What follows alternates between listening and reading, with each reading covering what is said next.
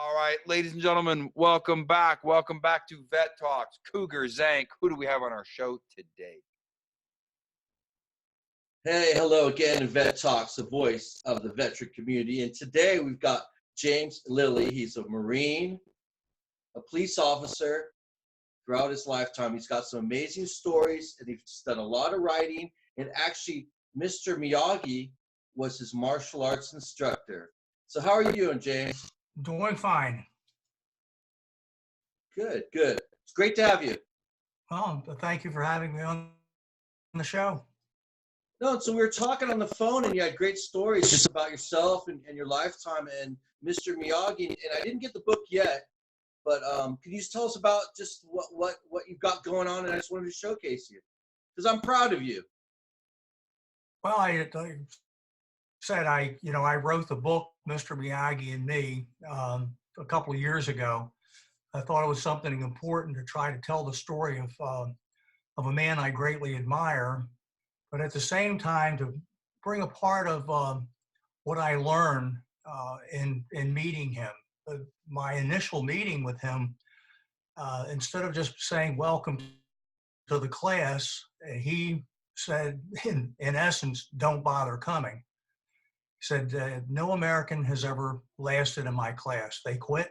He said, I'm much too strict, much too disciplined for Americans. No American has ever lasted more than 3 months in my class. And he said, you'll be like all of them.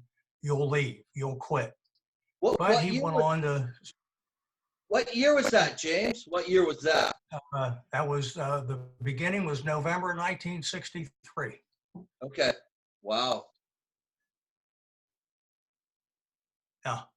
And that I said that, and meeting him that night was certainly an eye opener because of the fact that, you're not certainly welcome with open arms. But he, after going on for the time that he did, saying don't bother coming, he said, if you want to learn and learn the right way, come back and I'll teach you. But at the same time, he also said, don't worry, you're never going to be promoted. You'll always remain a white belt.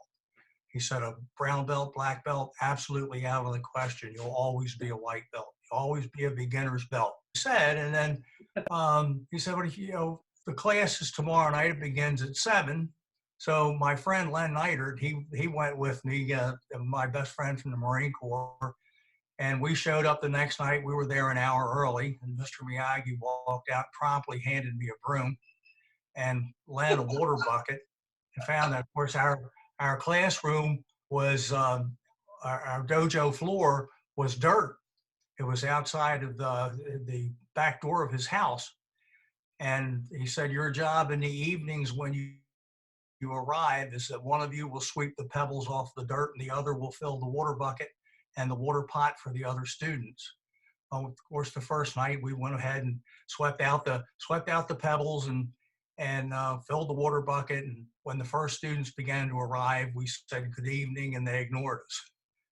And it was a very interesting first evening, to say the least, because when Mr. Myagi came out to start class, one of the students there wearing a black belt gave a command, and everybody rushed to a spot on the floor facing Mr. Myagi. And of course, Len and I are stumbling around, and he just pointed to a spot, and that's where we went.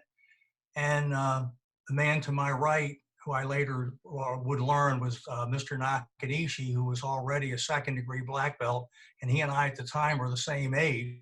He was 21. And wow. That night we were introduced to more or less the bull in the china shop, because they didn't teach us a whole lot that evening, and I think it was more of the point of trying to give us another test. And when the evening ended, he told us, you'll come in and sit down with us and have tea. He said that's our tradition at the end of the class. Well, we went in and sat down around the table, and Mrs. Myagi brought in a pot of green tea and some rice cookies. And of course, you get a cup of tea and some rice cookies. And at that point, we found out we were not going to be deeply involved in any of the conversation that went on. And after a while, Mr. Myagi just turned to us and said, okay, pointed to the door, see you next class. So that was pretty much it. We were dismissed with a point to the door and see you. And we were pretty certain that right then they were thinking they won't come back. Well, the following evening we were there, swept the floor, filled the water pot, and at that particular time, he introduced me to Mr. Nakanishi, who would be my mentor, and he introduced Len to a young gentleman by the name of Takara, who was the Okinawan shot put champion.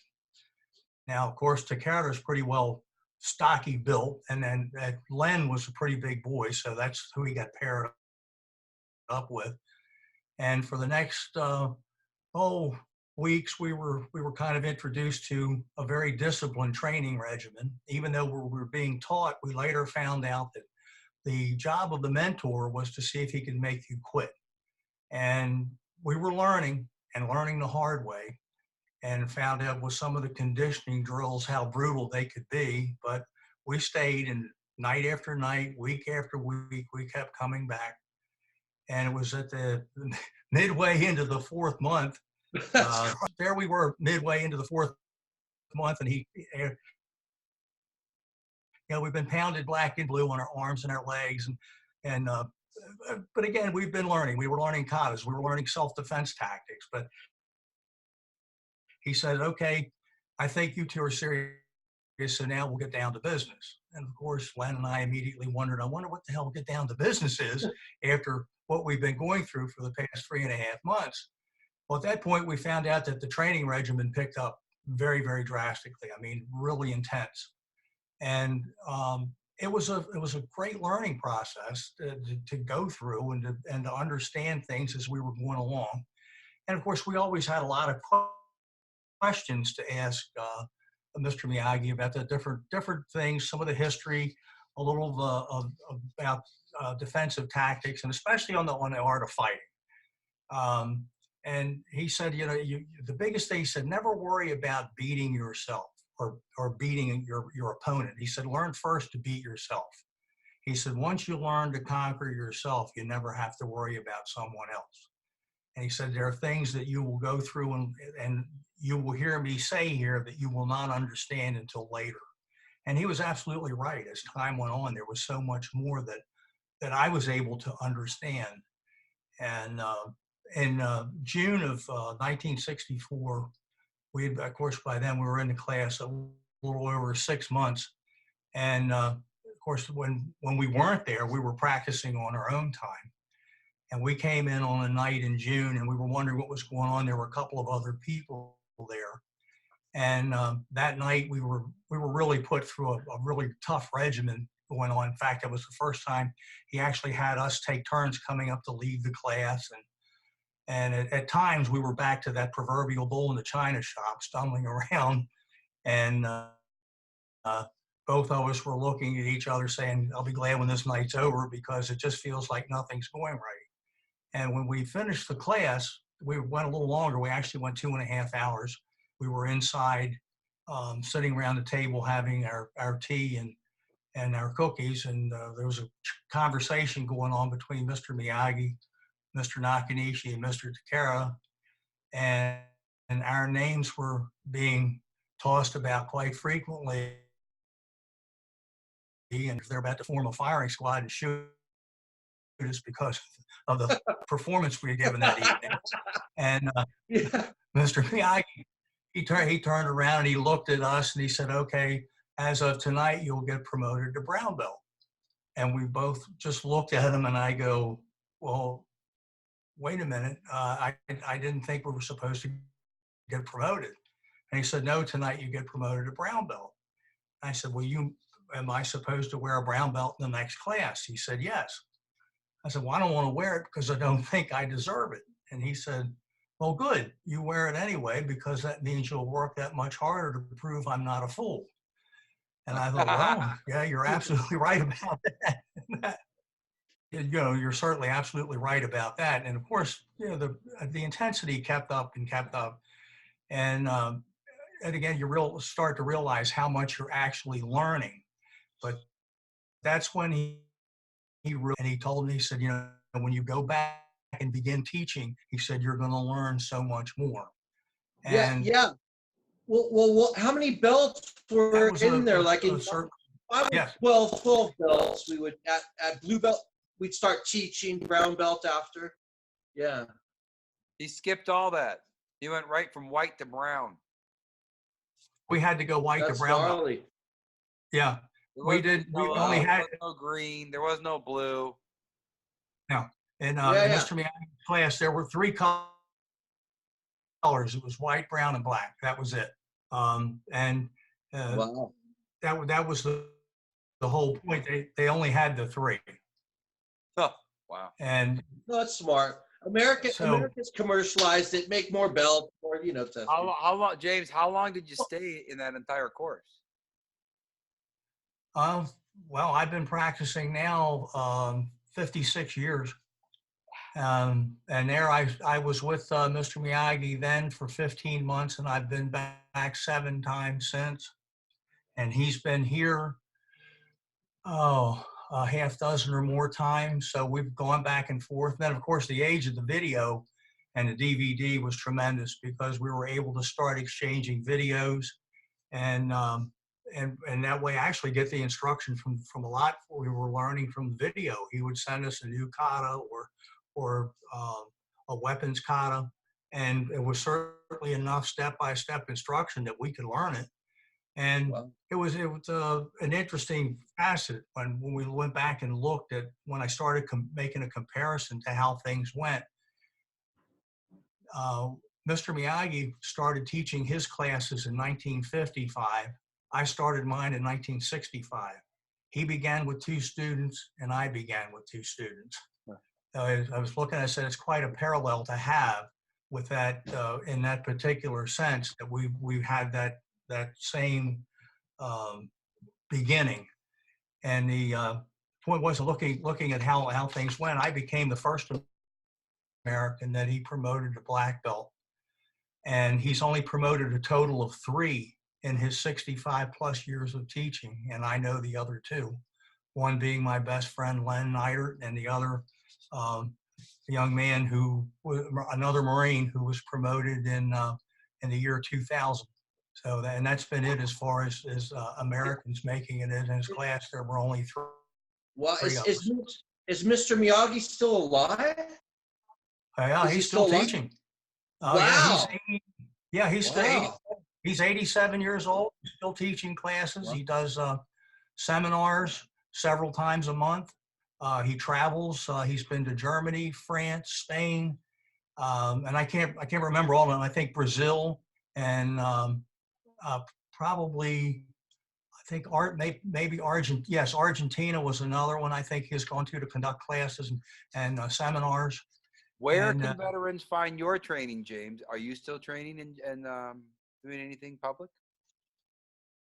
well, yeah. Well, I mean, I have a small class, and that's all I want. I don't like the commercial aspect. I tried that for a little bit and like it at all. I mean, it was just a whole different world. Everybody came in and wanted to be promoted the first night, and everybody worried about how fast they were going to get a black belt. Yeah. And Yeah. and No, I said, and then you got to Hey, babysit too. the You're a Army issues me a babysitter. black belt. I don't want that one. You can have it. but and of course, when Mr. Miyagi was here, the one time we were talking about the different aspects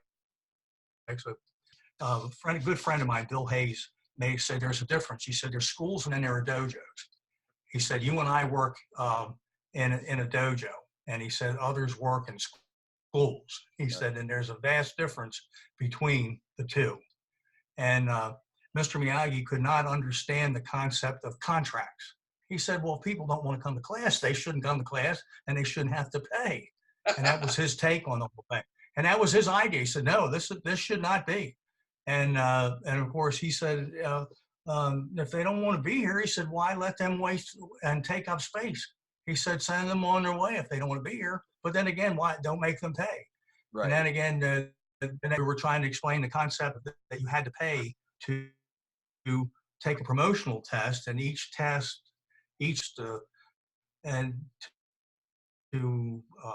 I think blue belts, yellow belts, green belts, purple belts. I don't know all the whole stages of all of them, but they had to have that in there where they paid for each test, and each test was more expensive. And I know some people that have have actually gone into classes in DC and paid $1,000 to take a promotional test and then failed, and then to go back and take it again. That's terrible. That is Well, insane. It was $50 a month when I did it, and like $100 each test. You know. right. And but Mr. Miyagi never charged us. In fact, when I started classes there, we paid $3 a month. I mean, that Well, think about that one. $3 a month is what we paid him. that was money well spent. That was money well spent. I'll tell you yes, that. it was. Yes, it was. And I know it saved your life. It saved your life being a police officer. Well, it must have saved your life how many times? Well, I can I'll tell you, if my very first fight that I got in as a police officer, the first thing I encountered with the guy was a claw hammer, and I took that away from him. Jesus. And the next thing was a razor, and I took that away from him. And people asked, "You took a razor away?" I said, "Yeah, I was young and foolish then." I said, "If somebody pulls a razor on me now, I'm going to shoot him." I said, but back then, I said, here, I was 25 years old. You're all fired up and know, you could be carved up with a razor. And then and another with a handgun. And then of course, then again, they're your everyday, your down home street fights and your barroom brawls that we got into. So there were quite a number of times that happened. But again, as a part of that too, I mean, I learned enough to devise some good, very decent training programs, and one of which I developed a handgun retention program, which was one of the first published in America through the International Association of Chiefs of Police. And I do know for a fact that it saved that training program saved the lives of 2 officers that worked for my department in Howard County. Wow! And good job. I don't know after that the people and then after that you don't know other people that learned from it, from the videos and the other training that went out on it, how many other lives it saved. But it's still a program that's taught in the academy, and again, it should be, because at one time there were quite a large percentage of police officers who were killed with their own handguns. And wow. And the other learning with going with Mr. Miyagi, one of the, this was in the late 60s, like 1968, and his father told me he had learning problems. And of course, when you look at that, I mean, I had no idea of how to deal with that. And I didn't treat him any differently than I did the other students. And the interesting thing with that, it took him much longer to learn than it did the others, but he never questioned the routine. And I had some outstanding students by now. I had a couple of really, really fine students that worked with me, worked their way up. And one of them, Mr. Maryland, title holder, is a big guy. I mean, he had a 54-inch chest and 18-inch arms, and special ed teacher. And he took it upon himself to work with this boy, Vince, and he worked a lot with him on Sundays at the end of classes, working with him, getting him to do push-ups and sit-ups. And this poor boy had tremendous difficulty doing a lot of things, but nobody ever turned their back on him. We worked with him continually. And he eventually worked his way through, and it was a long time. It was a couple of years for him to work his way up. And we said in his case that we would promote him to green belt at an appropriate time. And we did. And it was a tremendous boost for this kid's morale. But his father, after about a year, his father came to me and said, there's something very different about him in his schoolwork now. He's getting better grades. The teachers are commenting on how much more alert and attentive he seems in the class, and they're amazed at the jump that he's got grade-wise. And you attribute all of that to the discipline from the class.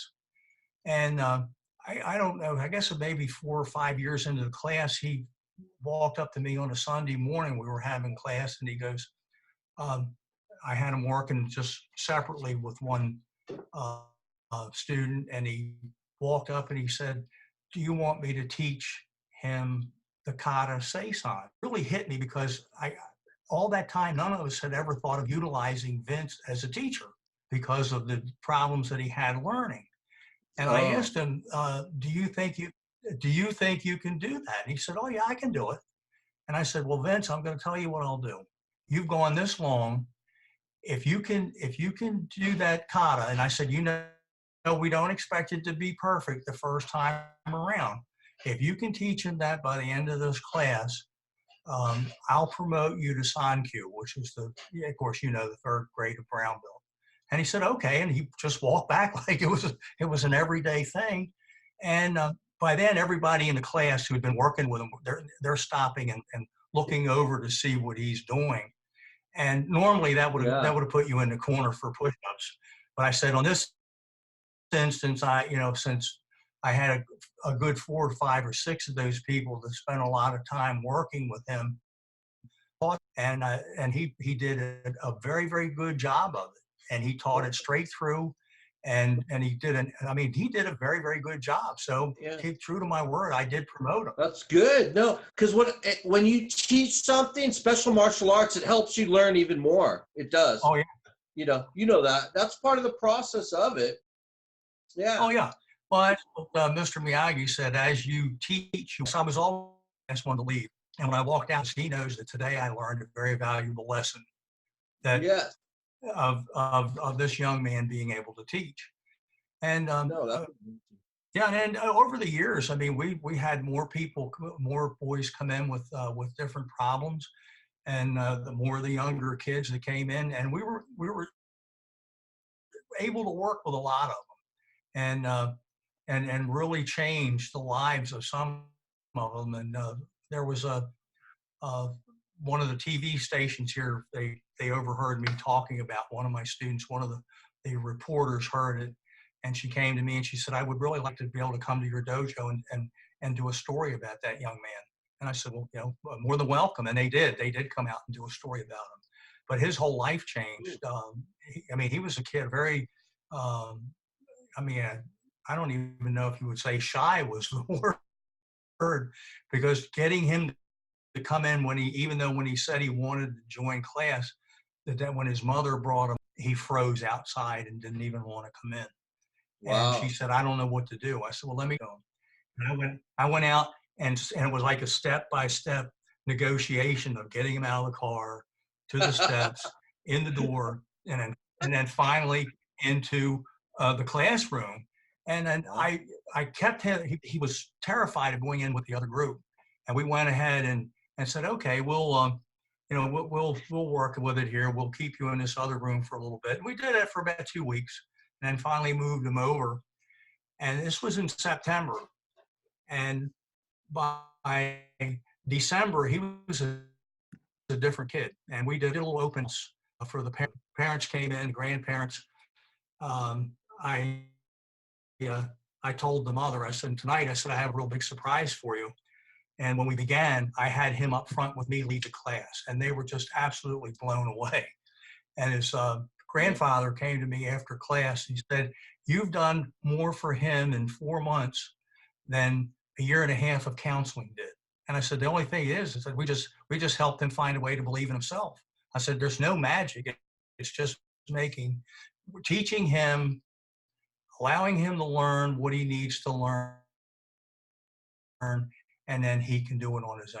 And I said, and that's what he did. And we had others, that came in. We had some discipline issues that we were able to address. And hey, you'd like to say that everybody you had was a success story, but we had one. We got 3 kids at the same time, and the one young man, the first night, my wife and I looked at him and said, this kid, he's very, very hard for his age, and I think he was only 9. And his great grandmother actually came to me and asked if I would take the kids into class, and she said, I don't have a lot of money. And I said, Miss Margaret, I've never turned anybody away over money. I said, if you bring them to class, we'll teach them. And actually 3 of my other students teach for them. And on Friday nights, their grandmother or great-grandmother and their mother brought them in and said, okay, you're going to come in and help clean the dojo. And they did. It was the first time I ever had kids argue over who was going to clean the bathroom. So, I mean, usually that's the job everybody wants to keep away from. Nobody volunteers for that, but that's what they wanted to do. And this one, the young boy there, he was a very likable kid, and he was funny. I mean, I loved having him on Friday night because he was the entertainment for the time we were cleaning the dojo, and he could keep you in stitches. And eventually, he just stopped coming to class, and then went into the wrong crowd. And That's he sad. went downhill. That's sad. And he went Different. That's well, it is because he's in prison. Yeah, he's in prison now. He did a drive-by shooting at a house and killed somebody who was in the basement of the house, and he's serving time for murder. I said, unfortunately, we can't save them all, and he was the example of that. But James Lilly, hang on, sir. James, Mr. Miyagi instructor, we have 5 minutes left. What could you possibly share in the last 5 minutes, perhaps, that you would like to share with us? Something that you would teach. We know what Mr. Myagi would say, but what would you, James, in all your years as a Marine and everything that's going on out there in the world, what do you have to share with the world? If you had the stage for, give it 3 minutes. Go ahead.